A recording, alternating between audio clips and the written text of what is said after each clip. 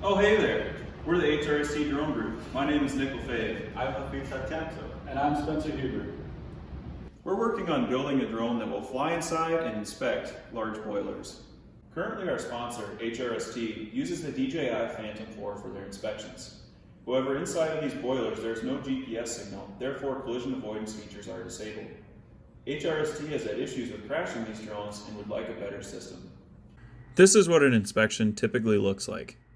As you can see, the drone is flying in close quarters with limited lighting and no GPS signal. Drones typically use GPS to stabilize themselves, and as you can imagine, it is difficult to fly inside this environment without automatic stabilization. HRST has requested many special features they would like incorporated into the drone. This includes a collision avoidance system, a simple controller, video transmission and recording, powerful lighting, the ability for the camera to look straight up and down, a charging system that is easy to use, and propeller guards that help protect the drone. The collision avoidance system will use an RP LiDAR mounted on the drone. LiDAR is a survey method that uses lasers to find distances to the nearest objects in a two-dimensional plane. This will enable the drone to stop when it flies too close to an object. Most off-the-shelf components for custom drones are rather complicated. This is a popular custom drone controller. HRST does not like this controller because of all the switches and intimidating look. They asked us to find a more user-friendly controller that does not have so many switches. Here is a HearLink controller. It has the two joysticks, a scroll wheel, and a couple buttons here. New pilots will be comfortable with this controller in a shorter amount of time. To simplify things even further, we picked a controller that integrates a video transmission system. A GoPro is used to send video from the HearLink Air unit to the controller. This eliminates the need for an external display that the Phantom 4 uses.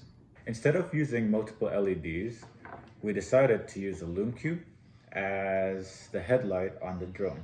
This is the system that HRST currently uses, and we did not find a system that combines the same level of lighting in such a small package.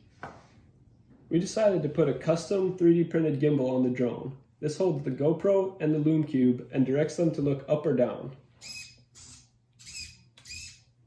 The goal of putting the Lume Cube on the gimbal was to save weight by using the smallest number of lights. The other option was to have multiple fixed Lume Cubes mounted to cover the entire area the camera will look. HRST asked for a simple charging system that did not require any complicated settings to be set.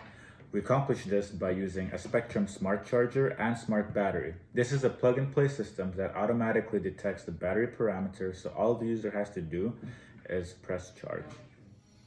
This is a test flight we performed earlier in the semester with a dummy weight strapped to the drone to simulate the additional weight of the camera and lighting systems. With this setup, we were able to achieve a flight time of 15 minutes and 45 seconds. This was above the 15-minute standard that HRST would have liked us to beat. Overall, this was a great project to work on, and we are thankful to HRST for allowing us to work on this.